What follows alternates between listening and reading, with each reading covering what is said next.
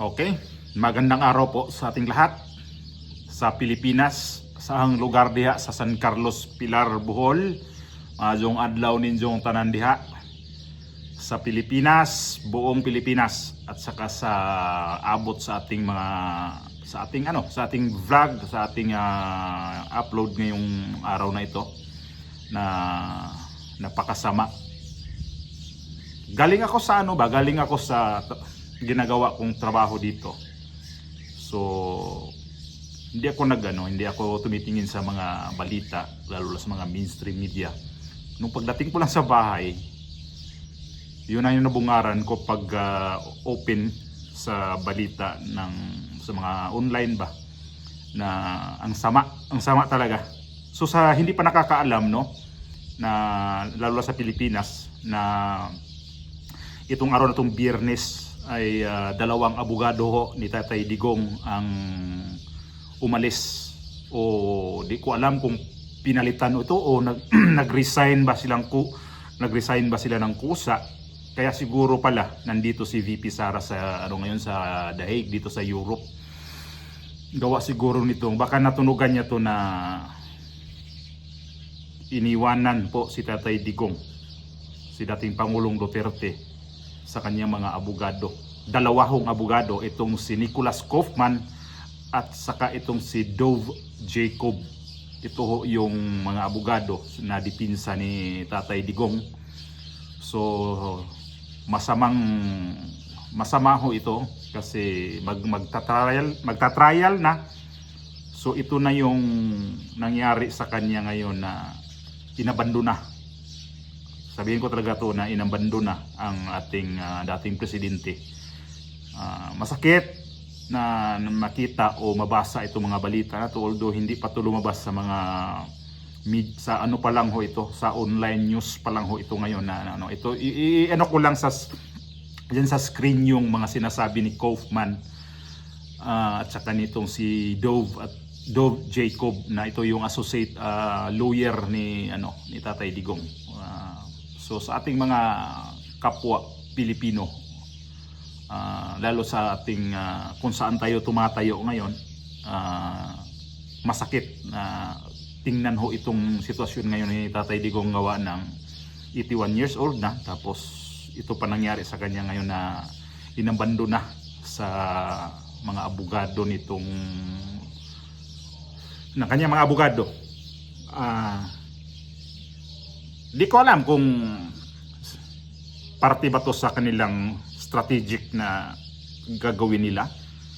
Parang sa akin, kaya pala to si Kaufman, nung nakiramdam ako nito na ipipilit talaga nila yung itong gusto nila interim release na dininay na, tapos inulit na naman niya. Kaya pala na siguro, di ko lang to pinangunahan, na siguro natanaw niya na medyo mabigat ang mga ebidensya ni laban kay Tatay Digong, kaya siguro inabandonan ho itong ating dating presidente. So sa ngayon, ang mga biktima di umano nitong si dating Pangulong Duterte, nangalipay ito aron. Kaya ang ilang tanaw din daog naman sila, panalo sila dito kasi dalawa ba naman ang abogado itong ang depensa mismo, itong si Kaufman at saka yung yung associate niya na si Dove Jacob. Kaya sa kanila ngayon talagang nagbunyi hanggang langit ang pagbubunyi nitong mga nagdemanda dito kay Tatay Digong diyan sa The Hague, lalo nito sila ni Trillanes, si Conte, itong Palasyo, itong nagpadala sa kanya dito sa The Hague, dito sa Europe, sa Netherlands. Masakit nga balita masakit nga balita to, pero kailangan nating lumaban dito sa balita na to kasi lahat naman talaga, kung natin titimbangin din natin lahat, na siguro may kapalit din naman ito. Sana nga ang kapalit nito ay maganda. Kung ang abogado nito ay papalit kay Tatay para sa depensa ni Tatay Digong, na mas pursigido talaga kung ano talaga ang kanilang gagawin dito sa ating presidente na hanggang ngayon ay nakulong na wala pa nga ang ano ba nga yung pre-trial nga hindi pa nga to talaga umuusad ng husto ngayon hindi pa na naman siya nakita natin nga hindi pa naman siya convicted wala as in wala pa. So ito ngayon ang resulta nito ay iniwanan na nga siya, inabandon na si Tatay Digong. Lubog ang barko ni Tatay Digong dito. At swerte lang din kasi nandito si VP Sara. Nandito si VP Sara ngayon sa Europe na sa kanyang tatay na dumalaw siya dito. So swerte din. O talagang sabi ko nga kanina baka alam na to ni VP Sara na magkakaroon talaga ng ganitong pagre-resign o pag-aalis sa mga abogado, mga rigudon kasi sigurado naman to kukuha sila ng panibagong abogado dito laban dito sa kaso nito ni Tatay Digong o kaya sa kanyang hinaharap ngayon na kaso para siyempre alam naman natin ang masaklap pa nun hindi naman siya makakuha ng Filipino, di ko alam kung pwede ba siya makakuha ng Filipino lawyer, parang hindi yata kasi parang tinitingnan nila yan dyan kung yung mga abogado na dapat kunin, yung parang may accreditation, o tama ba yung pagkaintindi ko, may accreditation dyan sa ICC. Sino naman ang abogadong Pinoy na dapat ilagay dyan? Kung halimbawa, dito lang yung kaso sa Pilipinas na yan, dami namang abogado dito na mga kaibigan ng mga Duterte. Ang dami namang mga abogado na pwedeng gagawin niyang dipinsan. Kikita naman natin dito kung sino yung mga abogado na nasa paligid ni Tatay Digong.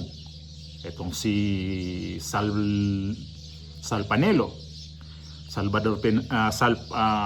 Salvador Medialdia. Ang dami. Si Delgra. Mayroon pang si Toritorion. Ang dami mga abogado na pwede. Yung iba nga siguro dyan volunteer na lang na magiging magiging abogado. Ayan pa si dating Dole Secretary itong si Sec Vilio. Ito abogado din ho yan. Nakikita natin ito na ang daming mga abogado na dapat yan ang dapat ang pwedeng tatayo talaga na dipinsa ni Tatay Digong. Kaya lang hindi sila pwede doon Nakita naman natin noong si Tatay Digong kung i-trial ba talaga siya, pumunta sila doon, ilan sila doon pumunta. Ang dami na mga abogado doon, 5 o 6 na abogado. Parang ganon. So balikan natin si Kaufman. Hindi na talaga kaya.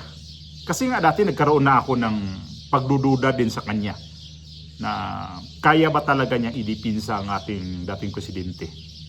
Kapag ini-interview naman siya, nakikita naman natin okay naman daw, kailangan may mga ginagawa naman silang hakbang kung ano yung mga hakbang na dapat nga ginagawa nila. So ito na ngayon ang nakikita kong bad news talaga to. Super bad news itong nangyari ngayon kay Tatay Digong. Tapos ito pa si VP Sara ma-impeach din dito sa itong Lunes. Ma-impeach na rin siya sa House of Representatives.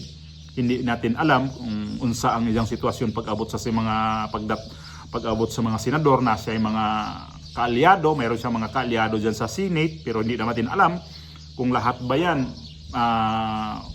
sa kanya sasamahan siya. So doble dagok talaga ang nangyari ngayon sa mga Duterte.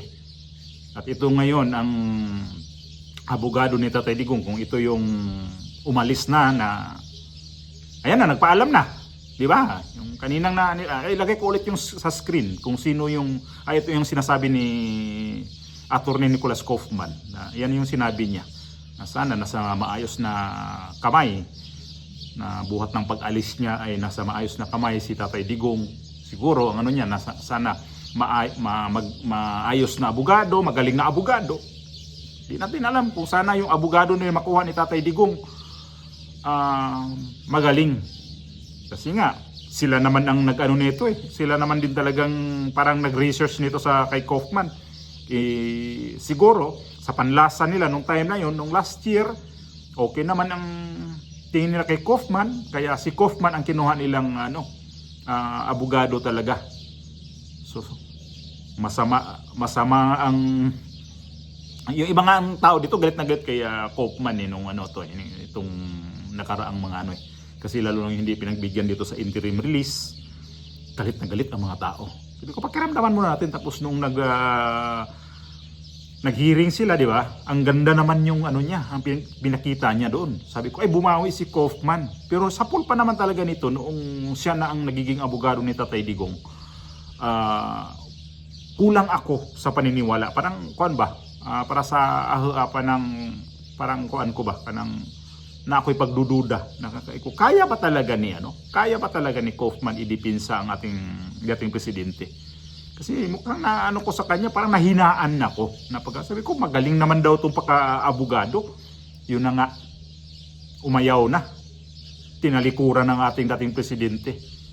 So tayo mga Pilipino na